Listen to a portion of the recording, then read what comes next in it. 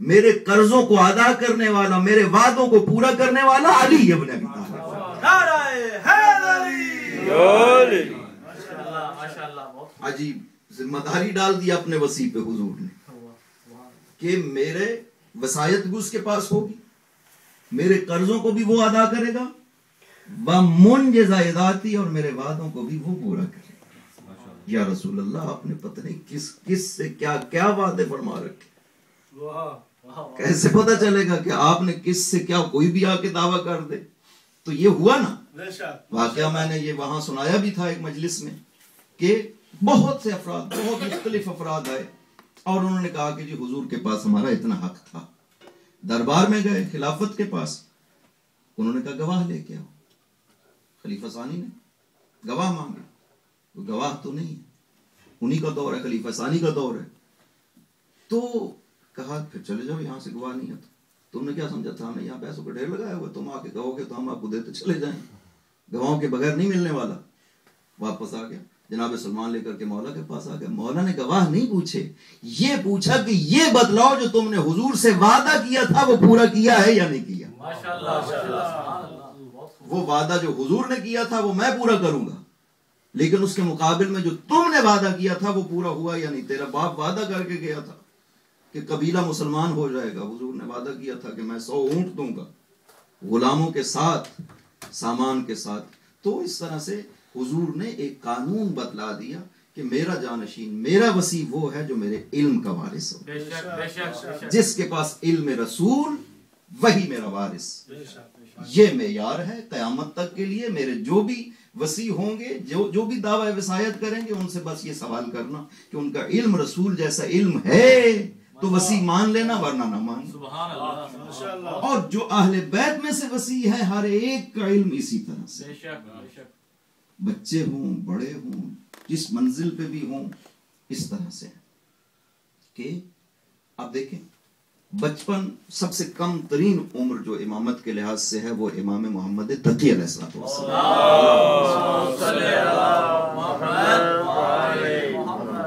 9 سال کی عمر میں امام بنے حضرت، اور ایک واقعہ ملتا ہے حضرت کی 3 سال کی عمر کا۔ ابو یزید بسطامی بیان کرتا ہے کہ میں اپنے بسطام سے نکلا بیت اللہ کی زیارت کی، حج کا موسم نہیں تھا، زیارت بیت اللہ کے لیے بسطام سے نکلا۔ میں دمشق سے باہر ایک غوطہ جگہ ہے وہاں پہنچا تو وہاں ٹیلے پہ میں نے ایک بچے کو بیٹھے ہوئے دیکھا، 3 سال کا بچہ ٹیلے پہ بیٹھا ہے۔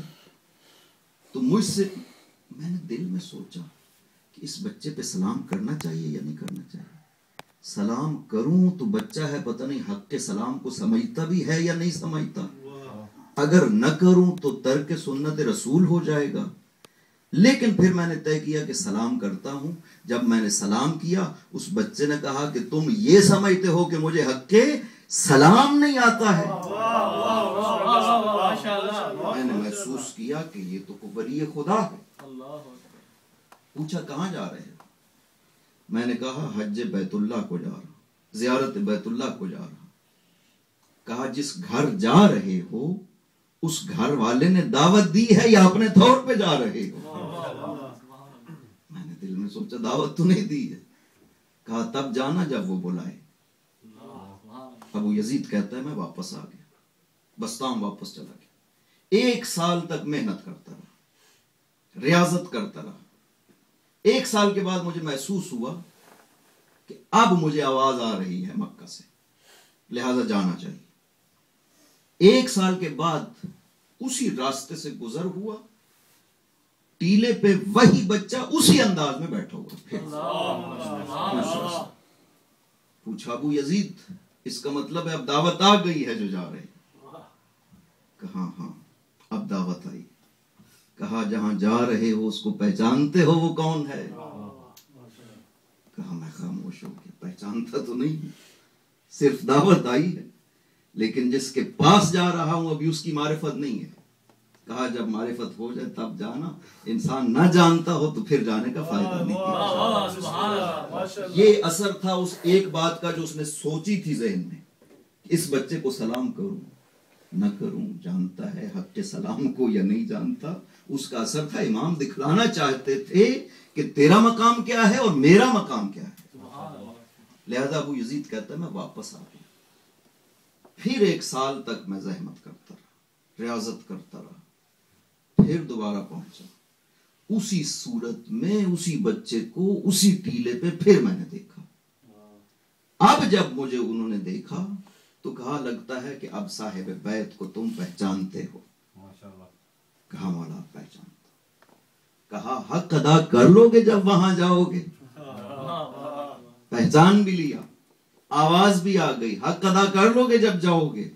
میں سوچنے لگا بھی اس قابل نہیں ہوں، پھر واپس ہو گیا، پھر 1 سال تک مسلسل ریاضت کرتا رہا۔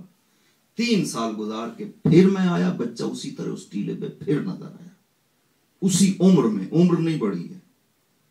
اب جب انہوں نے پوچھا کہ اب تم اس قابل ہو، بیت اللہ کو جا سکتے ہو، اب تمہیں اجازت ہے جانے کی، آپ نے دیکھا کہ امام نے کیا کیا اس منزل میں آ کر کے۔ ابو یزید کے لیے وہ جو پہلو ہے امامت کا، باطن ولایت جسے کہتے ہیں، ہم جو سمجھتے ہیں ظاہر ولایت ہے کہ ہم مان لیں اور وہ یہ تصرف کر سکتے ہیں، یہ تصرف کر سکتے ہیں، جو باطن ولایت ہے وہ ملکوت پہ حکمرانی ہے۔ میں پچھلی مجلس میں کہہ رہا تھا کہ یہدون بامرنا جو قرآن کہتا ہے، یہ ملکوت پہ حکمرانی ہے۔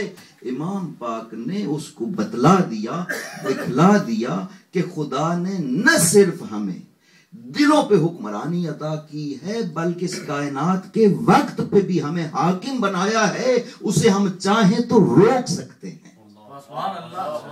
ان 3 سالوں میں مسلسل وقت رکا رہا ہے تیرے لیے، تو سمجھتا رہا ہے 3 سال گزر رہا ہے، دنیا کا نظام چلتا رہا ہے، تیرے لیے یہ 3 سال کا وقت رکا ہوا تھا۔ تو نے ان 3 سالوں میں اپنے آپ کو اس قابل بنایا کہ بیت اللہ جا سکے۔ یہ امام کی منزل ہے، یہ سب سے کم عمر ترین امام اس طرح سے۔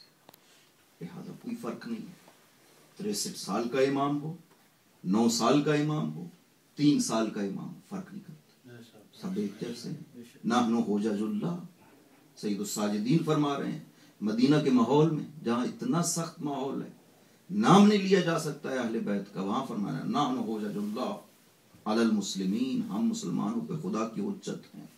نحن موال المؤمنین، ہم مولا ہیں مؤمنین کی۔